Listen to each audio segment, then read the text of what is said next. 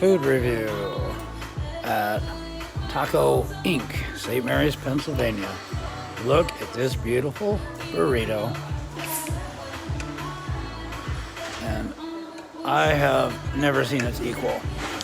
And by the way, this is quite independent of the state of Pennsylvania, because all of these people that own this restaurant literally come from Mexico.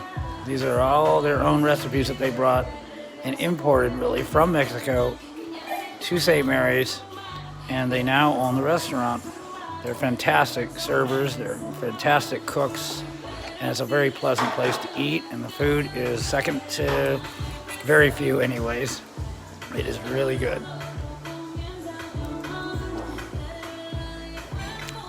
Wow. Unbelievably good.